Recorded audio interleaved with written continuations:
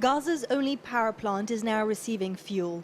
The Israeli-controlled Kerem Shalom crossing, which allows only specific goods to enter here, was shut on Thursday in response to the recent violence. When we are talking about the border is open, that means that we are receiving limited amount of fuel, which is barely enough for 24 hours. There is no strategic reserve. We just run the power plant on the bare minimum just to keep the 8 hours of electricity supply for the consumers.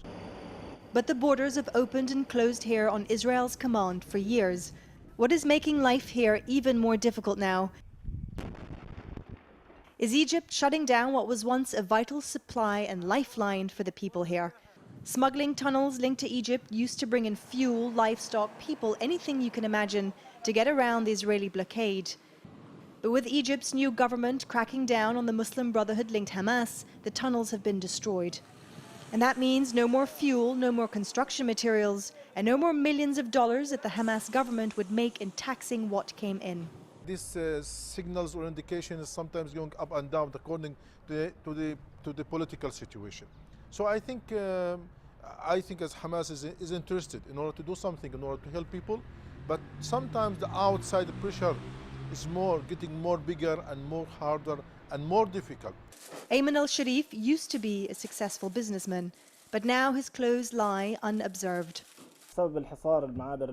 Because of the siege of Israel and Egypt, closing the borders, destroying the tunnels, the lack of goods coming in, people cannot afford anything. We have had to fire some of our employees.